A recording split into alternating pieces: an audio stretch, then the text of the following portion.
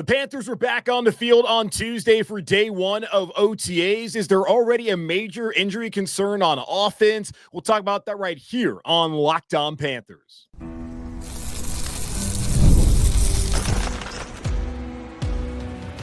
You are Locked On Panthers, your daily Carolina Panthers podcast. Part of the Locked On Podcast Network, your team every day. Welcome into another edition of the Locked On Panthers podcast, the part of the Locked On Podcast Network. I'm your host, as always, Julian Council, talking Carolina Panthers with you every Monday, Tuesday, Wednesday, Thursday, and yes, of course, Friday, your team every day. That's our motto here on the Locked On Podcast Network. Thanks for watching the show right here on YouTube and listening wherever you listen to your favorite podcast. Be sure to follow me, Julian Council, over on Twitter and Blue Sky at Julian Council, because I'm with you on Fridays throughout the offseason answering your weekly Friday mailbag questions. All you got to do is either at me or DM me over on Twitter at Julian Council or at me over on Blue Sky, also at Julian Council, to get your questions in for the weekly Friday mailbag right here on Locked On Panthers. Today's episode of Locked On Panthers is brought to you by FanDuel. Right now, new customers can get $200 in bonus bets when your first $5 bet wins. Panthers were back on the practice field in the rain on Tuesday afternoon here in Charlotte for the first day of OTAs. The third phase of organized team activity is going to be out there the next couple of weeks, heading into mandatory minicamp, and then a 6-week break before having training camp. A couple of newsy items came out from OTAs on Tuesday, as Dave Canales, Panthers head coach, spoke to the media. Bryce Young spoke to the media as well.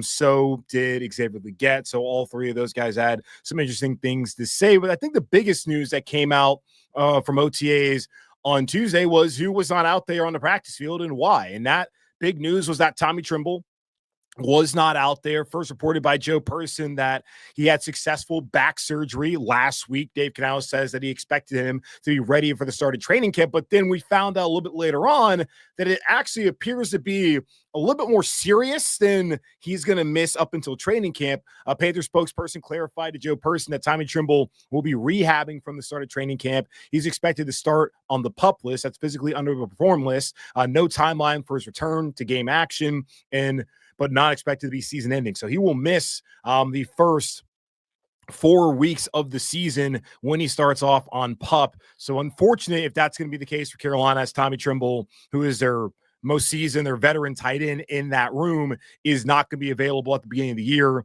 much like last year where he was dealing with multiple muscle injuries in his legs, that he will not be ready to go. Week one will not be available for the first 4 weeks of the season if he does indeed start off the year on PUP, which now means that Carolina's probably going to be in the market for a veteran tight end out there to come in here and to help guide along JT Sanders, who's entering into his second year. I think he can be obviously a big piece for this offense in that tight end room, in the passing game especially. They just drafted Mitchell Evans from Notre Dame in the 5th round, arguably the most complete tight end in the Panthers room right now because of his ability to not just be a good run blocker, but also a pass catcher back during his time up there in South Bend, helping them last year to get to the national championship game, being one of their leading receivers the last couple of seasons there at Notre Dame. So he comes in, and now you look at him and Sanders, those are obviously the two clear guys that you would expect to be getting the bulk of the snaps while Trimble's not out there. But I would expect, and because it is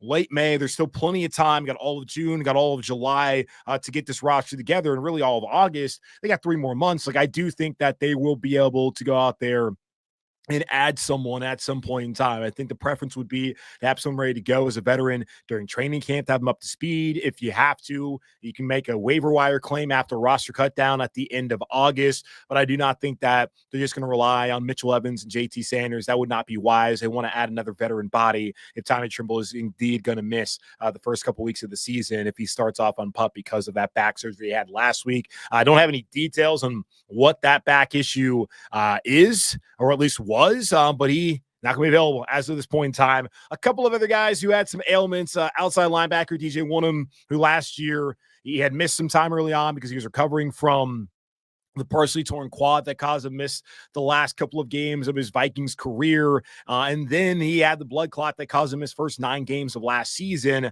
He had his back actually flare up on him as well. So that kept him off the field on Tuesday. So that's something to monitor. And he's obviously an important piece of the Panthers as you look at it right now.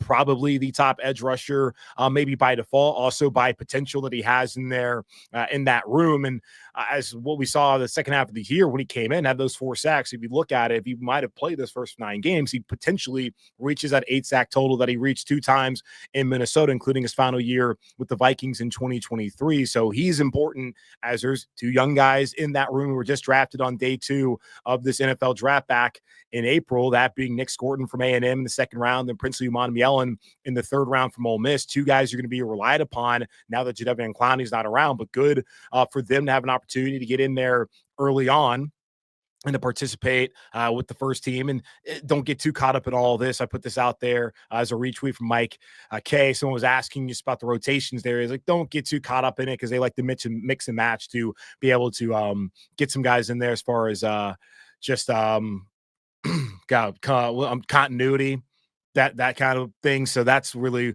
what to look at when it comes to those lineups. Not anything to really take a lot out of, but you would think though at that edge rusher spot that Princely Umanmielen and also Nick Scorton getting a lot of snaps with DJ Wonnum not being out there on Tuesday. And we'll see if that's going to be a situation where they kind of just try to hold him out over the next couple of weeks throughout OTAs and throughout mandatory minicamp, as he will be an important piece for them at that edge rusher spot this season. Jalen Coker, he's dealing with soft tissue injury, so he was not out there.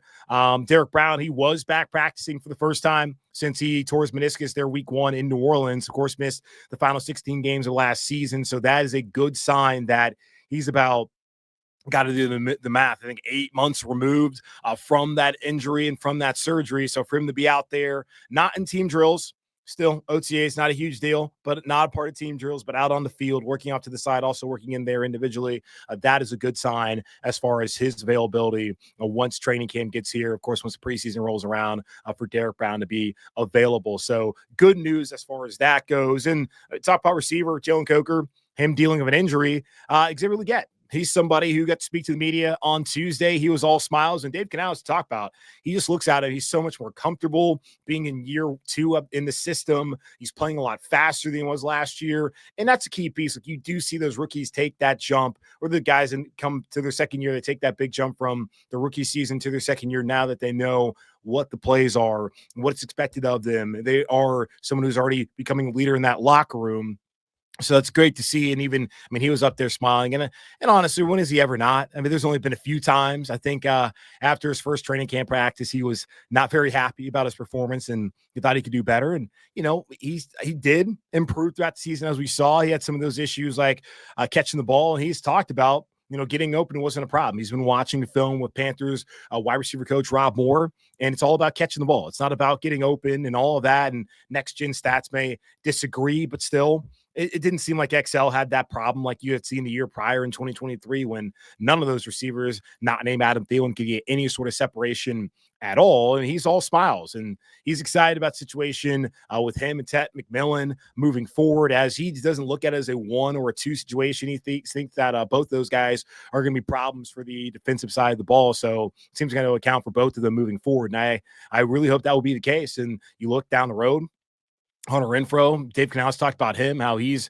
really taking strides every single week as he's coming back off of missing last season, really not last 3 seasons of football. He has not been healthy, and he sat out, of course, last year. So I look at that wide receiver room, excited to see what they can all do this upcoming year. Got to stay healthy, of course. And then Bryce Young, he was up there feeling really good about the situation here in Carolina. Excited about Terrell McMillan coming in, a guy he played against in high school, so familiarity there. Of course, you saw those guys dap up as soon as Tet came here to Carolina to be introduced on that Friday following his selection the night before in the first round of the 2025 NFL draft. So a couple of things that stood out, especially injury-wise, and big news, Tommy Tremble from day 1 of OTAs for the Panthers. Now, another big news item. The Panthers will be having joint practice with the Texans. They're also going to have joint practice with the Browns. Last year, big bugaboo for a lot of people out there that they did not have the starters practice, or at least play rather, in the preseason. Will that be the case again? We'll talk about that here in just a moment on Locked On Panthers.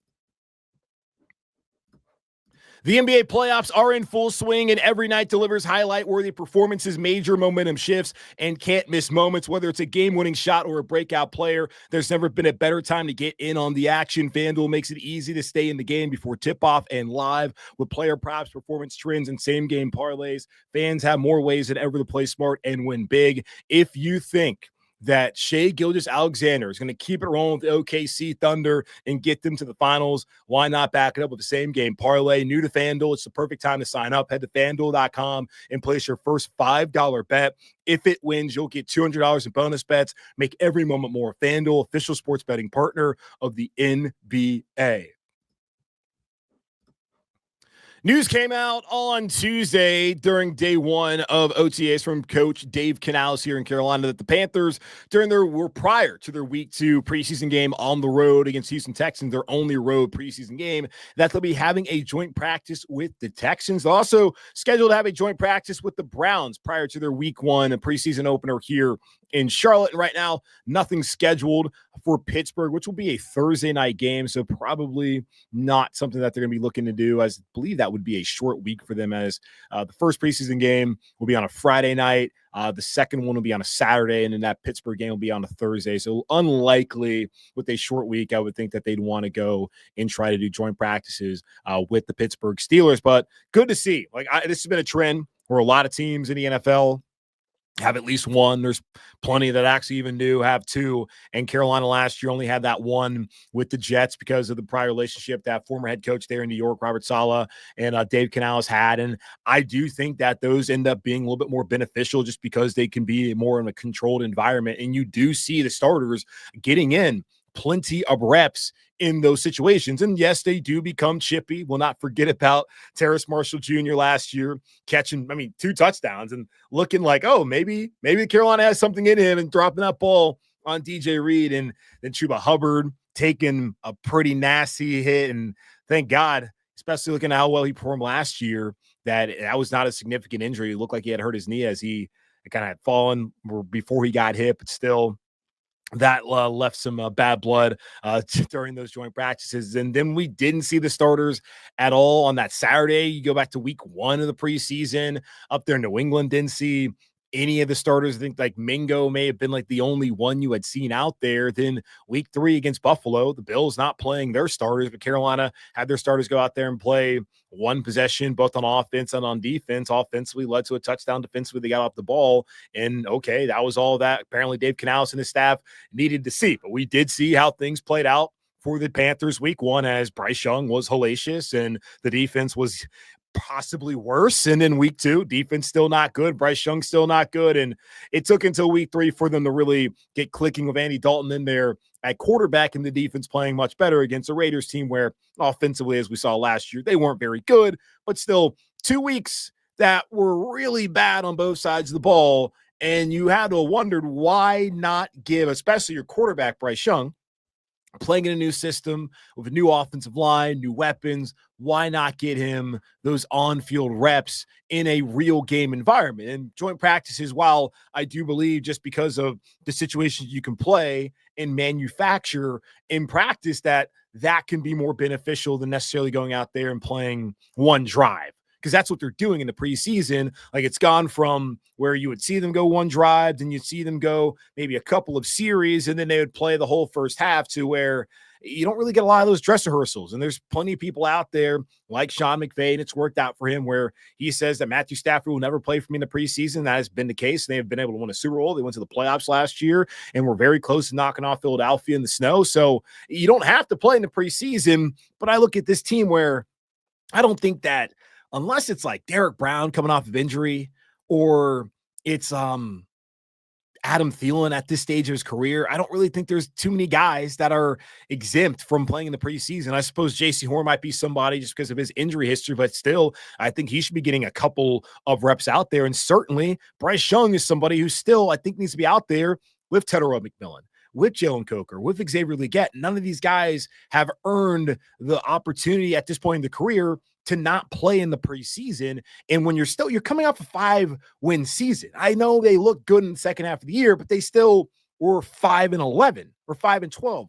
they still were drafting in the top 10. Like, this team has not done anything to garner any sort of idea that they're above playing in the preseason. I know you don't want to see guys get hurt, but it can happen in training camp. It happens all the time, every single year. It can happen in joint practices. And hopefully it's not severe and they didn't have any sort of big time issue a year ago. But I am very curious to see how Dave Canales is going to handle this. And this will be, of course, a topic of conversation that we'll have once we do get to August, prior to that Browns game, where I wouldn't expect him, just because if they're going to have joint practice, wouldn't expect him to do something then. You get to that Texans game, maybe you'll see them. And Dave did say that it's a possibility, even after joint practice, which was week 2 last year against the Jets in the preseason, that maybe would see the starters, didn't see the starters, and then again, only saw them for a series, both offensively and defensively, in that preseason game against Buffalo. And Xavier Legette, who had been banged up with a hamstring in OTAs, had the foot concern that they thought was serious, ended up not being that serious. He only got one target in the preseason, played one game. And then you wonder why, and that was a drop, by the way. And then you wonder why maybe he wasn't as quick to make some plays, and it took a little bit of time. Like, yes, he's a rookie, but he's a rookie who wasn't out there during the OTAs, wasn't really out there during training camp, wasn't playing in the preseason. I want to see Tyler McMillan out there throughout OTAs, which he was today. I want to see him out there throughout mandatory minicamp, throughout training camp, and throughout the preseason. I want to see, same with Nick Scorton, Prince Uman-Mielen. Like, those guys, they need to be getting reps, especially if you're going to be asking a lot of them. And the rookies weren't really immune from playing in the preseason last year. There just wasn't a ton that they were necessarily depending on, but this year they are. So I need to see those guys out there playing. It doesn't make any sense to me for them not to. I understand that, yes, they're going to get a lot of snaps in when it comes to joint practice, but still get them out there for a couple of series. And it may not be the same working with Andy. I don't even know if Andy Dalton's going to play in the preseason. Last year, I think he did he? I think it was like game 3 he did, or maybe he actually might have been injured at that point in time. So I don't even know if he did play in the preseason at all. But to me, Jack Plummer, him throwing to Tyler McMillan and to Jimmy Horn Jr., some of these other guys, while Adam and not even Adam Thielen, but Hunter Renfrow, like, that can be beneficial, I suppose. But you want to see Bryce out there with them. So I'm very interested to see how that plays out. I think it can be tough to say whether it's right or wrong. But certainly just looking at the situation like here compared to the situation in Los Angeles with the Rams, I don't think the Panthers are in a position where they can't play some of these guys. The young guys need to play. The quarterback, that being Bryce Young, he needs to play. This team needs to be able to get as many reps as possible prior to these games actually mattering. And even if you had a ton of snaps a couple days prior during joint practice, find a way to manage those and to be able to have them still get out there on Saturday night, whether it's against the 2s or 3s or not. And play, or Friday night, Thursday night, whenever it may be, when they suit up against Cleveland, against Houston, and of course against Pittsburgh as well. So something to just take inventory of as the Panthers gear up for training camp here in a couple of months, and of course for the preseason, where they'll have those joint practices with the Texans and the Browns, and right now, and I would think unlikely to have one with the Pittsburgh Steelers for their preseason finale. Kicker issues. Do the Panthers have any of those? It's only been one day, but apparently it was a rough day for a UDFA kicker. We'll talk about that here in just a moment on Locked On Panthers.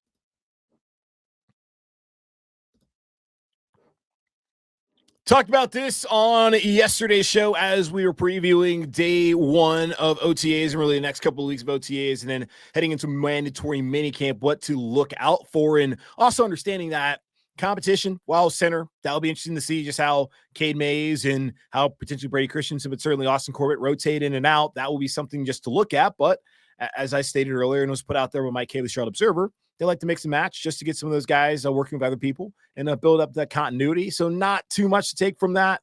Interested, of course, in Ted McMillan getting in there. Saw he had some good reps against Mike Jackson, against J.C. Horn. So won some, lost some. All that's positive, but competition not really going on for the most part. But one area where I felt like there could be competition is kicker, because kickers, not necessarily like expendable, but if you don't love that situation, and that's really what you got going on OTAs right now. They are going out there. Yes, they're competing, but not necessarily for a job right now, but they're going out there. They're installing the offense, installing the defense, and they're also trying to see what they have, as the next couple of weeks are the last chance until the end of July where the Panthers and every organization out there gets to see what's on the roster and who they think can really help them out this upcoming season. Carolina knows for the most part who that's going to be, but there's still guys who they're getting some eyes on who they may decide, okay, they're not who we want to keep around. We're going to let them go and bring somebody else off the street to help us out. And I think kicker is absolutely one of those positions because it's not like they're spending a ton of money on either Matthew Wright or Ryan Fitzgerald. And if they don't live up to what they need them to be in order to come back and to compete for the job come the summer, then it's time to move on. And Ryan Fitzgerald, somebody who I'm looking at as potentially a key piece of this team because he's a big leg kicker, coming from Florida State, was outstanding last year, was outstanding the year prior. And Carolina's in a situation where they want to get younger, clear at that position. They want to get someone who has a bigger leg, and they want to be able to have that guy to be their stable kicker moving forward as they decide they don't want to pay Eddie Pinheiro whatever he wants or believes his market is at this point in time. So I thought Ryan Fitzgerald could be potentially the guy for Carolina. I think a lot of you out there also are rooting for that to happen. I said yesterday that would be my preference, still would be my preference. Matthew Wright has experience. He's bounced around in the league, so at least he's kicked an NFL game. But there's a reason why he's necessarily hasn't caught on anywhere. We have seen rookies, whether they've been drafted or not, come in and struggle, and that's something to always understand. And kind of goes back to the Graham Gano and Harrison Butker kind of thing. That was a team that felt like they're going to be contending for the playoffs. So were they going to move off of a known commodity, or were they going to go to a younger kicker who, yes, they had drafted, but someone who they weren't quite sure of? And of course, Butker ended up being a great kicker. Graham Gano ended up being a great kicker, especially once he left Carolina and was healthy once again. So looking at the situation, Joe Person from The Athletic put this out there on Twitter on Tuesday saying, kicking on tight goalposts or not, a rough outing today for Ryan Fitzgerald, which plenty of comments of like, oh no, that's not a good situation for Carolina. So again, I think this is a spot where competition absolutely exists right now during OTAs the next 2 weeks. And then once you get to mandatory minicamp for those couple of days, they want to see if they can depend on both these guys come in and compete later on in the summer. Or if they don't see that, they can go and assess their options. And understand this, when Dan Morgan was asked about this, I want to say it had been back in February, at the combine ahead of free agency, he did say the door would be open for Eddie Pinheiro. That right now they're going to let Eddie Pinheiro, that's back in May, they're going to let him test the free agency market, and that the door would still be open. And we're sitting here on May 27th, and the door is still very much open for Eddie Pinheiro, I would think, as he has not signed on anywhere, which is a little surprising, especially for a guy who touted being the one of the most accurate kickers in the NFL. And I do believe now that Justin Tucker, I would assume, is effectively retired after all that went on with him there in Baltimore recently with some of those headlines. He would be, I think, the second most accurate kicker behind Harrison Butker in the NFL actively right now.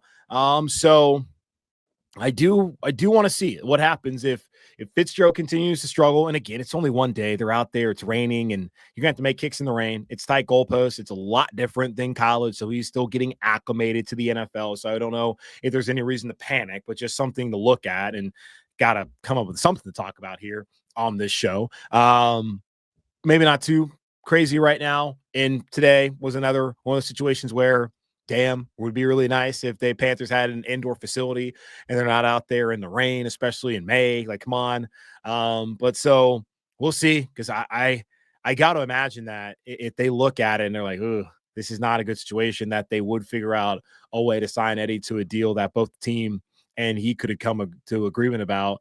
And I had talked about this early in the offseason. I just didn't really understand why, other than if you're just looking at his leg strength, why you wouldn't want to bring back a guy who's been as consistent as him. Yeah, he lost you that one game a couple years in Atlanta, but I mean, Dave Canales was in here. A lot of the guys who are now in this building weren't in the building at that point in time, and he bounced back, and he's made plenty of game winners since then. Hell, it seems like all the damn games Carolina wins at this point in time are because of, well, Bryce Young getting down the field, but an Eddie Pinheiro walk-off field goal.